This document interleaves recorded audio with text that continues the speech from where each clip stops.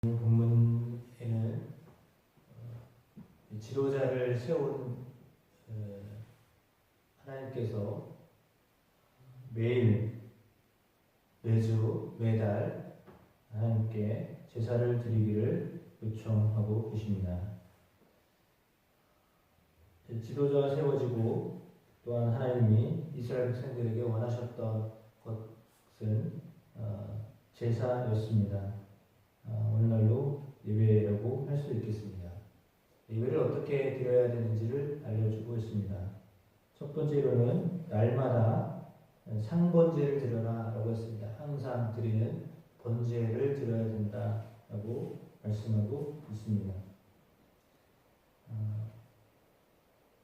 상번제를 드리는 것이 1절 말씀부터 8절까지 상세하게 기록되어져 있습니다. 이렇게 매일 드려지는 제사는 어떻게 보면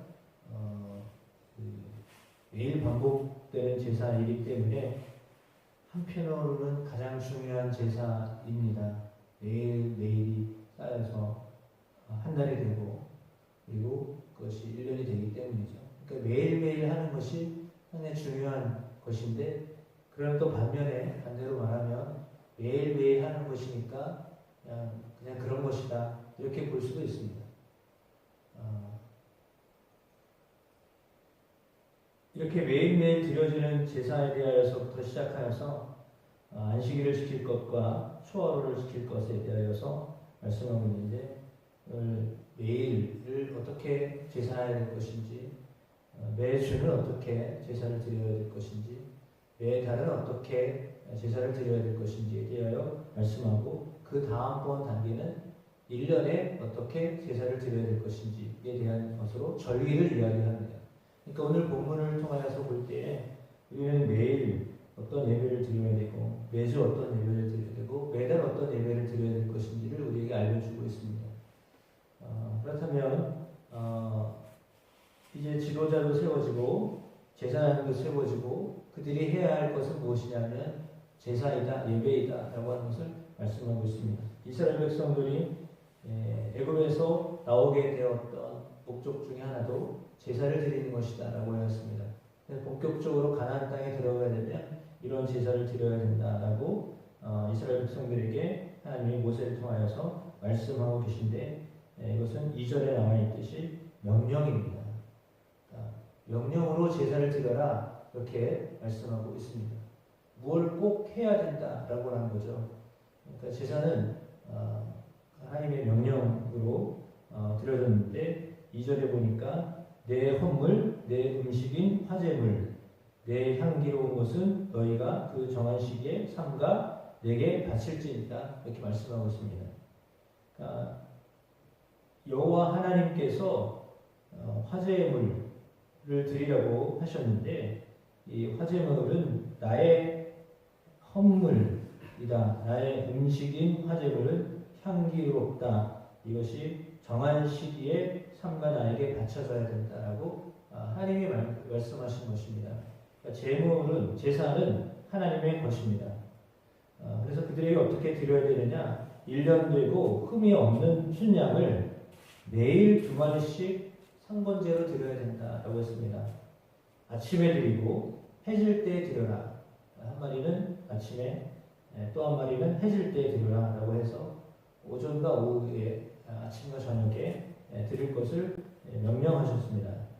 뿐만 아니라 5절에 보니까 고운 가루 10분의 1 에바에 빻아낸 기름 4분의 1 흰을 섞어서 소제로 드려라 라고 했습니다. 첫 번째는 화제로 드려라 라고 하는 거죠. 어린 양을 바쳐라 라고 하는 것이었고, 두 번째는 소제, 곡식을 빻아서 드려라 라고 하는 것입니다. 작은 양이라도 이 곡식 곱게 빻아진 소제를 드려라 라고 말씀하고 있습니다. 이것은 신의 산에서 정한 상번제다 라고 했습니다. 어디서 정했느냐? 하나님이 임재하셨을 때 그때 정했던 것이다. 이것이 하나님께 드려지는 향기로운 화제이다 라고 말씀하고 있습니다. 그리고 전제를 드려라라고 했습니다. 7절에요. 어린 양 한 마리에 4분의 1 흰을 드리되 거룩한 곳에서 여호와께 독주의 전제를 부어드려라 라고 했습니다. 그래서 독주라고 표현되어져 있는 것은 당시에 뭐 곡주, 우리 표현으로 하면 막걸리겠죠. 그래서 이 밀이나 이것들을 통하여서 볼이나 그것을 통해서 이제 이 생겨난 술을 하나님께 부어드려라라고 하였습니다. 그러니까 하나님 앞에 어린 양도 드리고 곡식도 빻아서 드리고 그리고 독주 전제로 부어드리는 것을 해라라고 하였습니다. 그러니까 하나님께 이런 것들을 드려야 된다라고 이렇게 말씀을 하시면서 화제와 소제와 전제를 드려야 한다라고 이렇게 명령하셨습니다. 이것이 기본이 되어진다라고 하셨고 이것을 안식일에도 드려라. 안식일에는 1년 되고 흠없는 순양 2마리와 고운 가루 10분의 2에 기름 섞은 소제와 그 전제를 드릴 것이니 이는 상번제와 그 전제 외에 매 안식일에 번제니라 라고 했거든요. 그러니까 안식일에는 번제로 어린 양을 또 드려라 라고 하는 것이죠. 그러니까 중복되지만 그러나 그때는 또 이렇게 어린 양을 번제로 드려야 된다라고 하는 것을 말씀해 주고 있습니다. 일주일에 한 번 드려지는 안식일에 대한 이야기는 하나님께서 매우 강조하셨던 것 가운데 하나입니다. 일주일의 시작이 끝이지만 어떻게 보면 우리는 이제 주일은 시작이라고 보는데 그 안식일날 안식일을 또한 기억하여서 하나님 앞에 번제를 드릴 것을 말씀하고 있습니다. 번제와 소제와 전제 이 모든 것들을 드릴 것을 말씀하고 있습니다. 뿐만 아니라 11절에는 초하루에 한 달에 한 번이겠죠. 초하루에 드려라라고 하는데 이때는 수송아지 2마리와 순양 1마리와 1년 되고 흠없는 순양 7마리로 여호와께 번제를 드려라라고 하였습니다. 좀 더 특별하게 초하루에는 송아지를 2마리 잡고 그 다음에 흠이 없는 1년 된 순양 7마리를 잡고 아주 더 큰 규모의 제사를 초하루에 드려라라고 이렇게 말씀하고 있습니다. 매 송아지마다 소제를 드리고 순양 1마리에는 고운 가루 섞인 또 소제를 드리고 매 어린 양에는 기름 섞은 소제를 드리고 향기로운 번제로 여호와께 화제를 드리며 그 전제에는 수송아지 1마리에 포도주 반흰, 순양 1마리에 3분의 1흰, 어린 양 1마리에 4분의 1흰 이 모든 것들이 다 매월 초하루에 드려지는 번제이다. 그리고 상번제와 그 전제 외에 순념소 1마리를 속죄제로 그리고 마지막으로는 속죄제를 순념소로 여호와께 드려라라고 말씀하셨습니다. 복잡해 보입니다. 상당히 복잡해 보이는데 이것을 초하루에 드려라라고 했습니다. 그러니까 매달 시작할 때에 이런 제사를 드려야 된다. 매일 상번제를 드려야 된다. 안식에 이런 제사를 드려야 된다라고 이렇게 명령하셨습니다. 어찌 보면 이 법은 상당히 까다로워 보입니다. 우리가 생각할 때 복잡해 보입니다. 이거 어떻게 다 지키면서 사는가 라고 생각할 정도로 이런 제사를 하나님이 명령하셨던 것입니다. 그럼 왜 하나님이 이런 제사를 원하셨을까요? 라고 하는 질문을 던져야 될 것 같습니다. 까다로운데 왜 까다롭게 살게 하실까? 예를 들어 지금도 여전히 마찬가지로 예수 믿으면 되지 그렇게 새벽 기도회를 가야 되나? 수요 예배는 또 뭐야? 외국은 그런 거 없다는데 그런 거죠.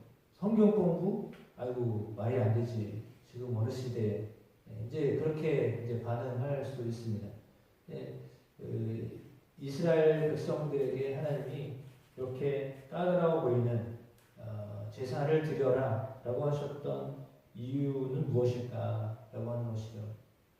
왜 복잡해 보이는 이것을 매일 해야 되고 매주 해야 되고 한 달에 한 번씩 해야 되고 그리고 이제 더 나가면 절기는 1년에 몇 번씩 지켜야 되고 왜 이렇게 해야 되는가? 그냥 하는 것도 아니고 거기에는 이렇게 양도 드려야 되고 심지어 수송아지도 드려야 되고 염소도 드려야 되고 하나님 일들이 다 있는데 왜 이렇게 까다로운 일들을 해야 될만 하는가라고 하는 질문을 드릴 수 있습니다.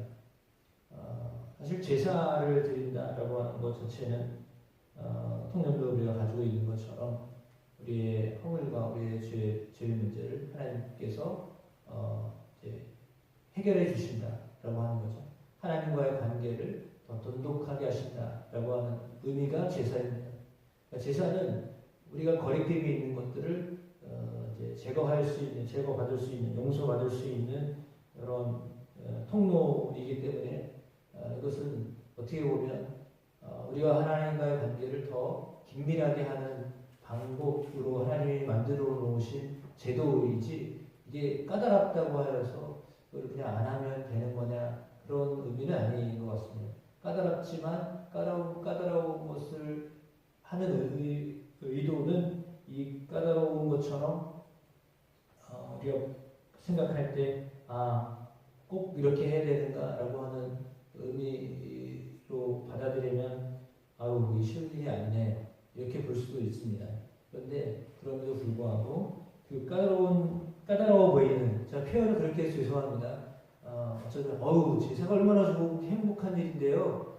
이렇게 생각하실 수도 있습니다. 근데 제가 까다롭다라고 하는 의미는 사실 저희는 제사를 한 번도 드려본 적이 없기 때문에 만약에 이렇게 하라고 하면 곤란한데 유대인 교인들은 어떻게 제사를 드릴까? 매일 만약에 이 법이 그대로 지금도 적용되어진다면 목축업자는 좋게 하겠죠. 그렇잖아요. 양 키우고 소 키우고 비둘기 키우고 이런 사람들은 염소 키우고 하는 사람들은 좋을 거예요. 왜냐하면 매일 드려지는 양이 있고 그리고 매달 드려지는 양이 있고 일주일에 한 번씩 드려지는 이게 있기 때문에 목축업 하는 사람들은 좋아하겠죠. 근데 그렇지 않은 그런 사람들은 매일 준비해야 되고 이렇게 해야 되는데 더군다나 정한 시기에 정한 장소에서 그것을 해야 되니까 상당히 까다로운 것처럼 보여질 수도 있습니다. 그러나 그럼에도 불구하고 왜 이런 것을 제정하셨는가라고 하는 취지를 생각해야 됩니다. 하나님은 매일 시작할 때에도 일주일을 시작할 때에도 한 달을 시작할 때에도 하나님과의 관계를 가장 우선순위로 여겨라 라고 하는 의도로 말씀하신 거죠. 그러니까 복잡하고 까다로워 보이고 불편해 보입니다. 그러나 그럼에도 불구하고 그 일을 해야 한다라고 말씀하셨던 것을 너희가 지금 하루를 살고 일주일을 살아내고 한 달을 살아낼 때에 나의 은혜가 아니면 살 수 없다라고 하는 것을 기억해라 라고 하는 것이죠. 그러니까 제사를 드린다, 예배를 드린다라고 하는 것은 하나님의 은혜로 시작되어지고 하나님의 은혜로 살게 된다라고 하는 것을 기억해라 라고 하는 것입니다. 내가 너희를 용서하지 아니하고 내가 너희를 사랑하지 아니하고 내가 너희와 함께하지 아니하면 너희는 이 땅에서 제대로 된 삶을 살 수 없어 라고 하는 의미가 사실 제사와 예배 가운데 들어가 있는 것이죠. 그러나 정말로 감사한 것이 예수님께서 십자가에서 유월절 어린 양으로 돌아가시고 죽으심으로 우리를 위하여 죄 문제를 완전히 해결하셨기 때문에 더 이상의 제물을 필요로 하지 않는다는 기독교의 어떤 원리가 세워져 있기 때문에 더 이상 그렇게 까다로워 보이는 복잡해 보이는 제사를 드리지 않습니다. 그리고 물론 유대교인들도 지금 이런 제사를 드리지 않습니다. 왜냐하면 정한 곳에서 드리라고 하셨기 때문에 성전이 없으면 제사를 드릴 수 없습니다. 그런데 예루살렘에 성전이 없기 때문에 그들은 예루살렘 성전이 무너진 이후로는 제사를 드릴 수가 없었습니다. 왜냐하면 하나님이 정한 곳에서 드려라 라고 하셨기 때문이죠. 그러니까 어떻게 보면 자동적으로 지금 제사를 드릴 수 없는 상황이 됐습니다. 그래서 그들이 유대교인들도 제사를 못 드립니다. 드리고 싶어도 드릴 수가 없는 상황이 된 거죠. 그렇다면 하나님과의 관계가 다 끊어진 것인가? 그 질문을 해야죠. 하나님이 이거를 반드시 해야 된다고 명령하셨는데 상황 자체가 할 수 없는 상황이 되어졌으면 그러면 어떻게 하나님은 그 관계를 유지하게 하시려고 하시는 건가? 라고 하는 질문을 해야 합니다. 그래서 이렇게 복잡하고 정해져 있는 것이 있었지만 그렇게 할 수 없는 상황이 되었을 때 너무도 감사하게 말씀드렸던 것처럼 하나님 우리에게 예수 그리스도를 보내주셨습니다. 그래서 그리스도를 통하여 그리스도를 의지하여 하나님과의 관계를 매일, 매주, 매달 이어가기를 원하고 계시다라고 하는 것입니다. 그래서 예배가 그래서 중요한 거죠. 그것은 하나님과의 관계를 회복하고 하나님이 허락하신 하루의 삶, 일주일의 삶, 매달의 삶을 하나님이 열어가신다라고 하는 의미이기 때문입니다. 그래서 제사는, 예배는 그런 의미에서 중요한 것입니다. 그래서 소홀하게 여길 수도 있습니다. 왜냐하면 계속되어지는 것이기 때문에.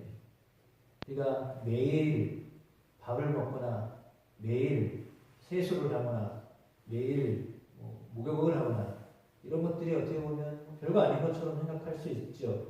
그러나 그것이 쌓여서 우리에게 정결함을 유지하게 하는 것인 것은 당연한 것인데, 그러나 매일 한다고 해서 하루쯤 걸른다고 중요하냐, 괜찮지 않나 이렇게 볼 수도 있고, 그것이 그냥 자연스럽게 쌓이면 안 씻어도 괜찮네, 살만한데 이렇게 될 수도 있는 거고요.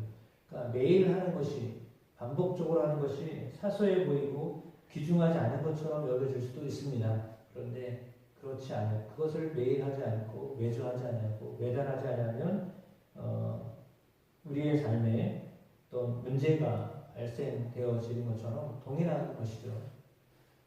예배 또한 그렇게 하나님께 귀하게 여기며 하나님의 백성이다, 우리가 하나님의 인도를 받고 사는 사람들이다 라고 하는 것을 놓치지 않냐고, 항상 하나님을 의뢰함으로 하나님을 생각함으로 살아가는 삶을 살게 되시기를 축복합니다. 날마다 예수의 이름으로 살고 하나님의 은혜로 살겠다라고 하는 것을 놓치지 않냐고 살아드리는 저와 여러분의 삶이 되시기를 주의 이름으로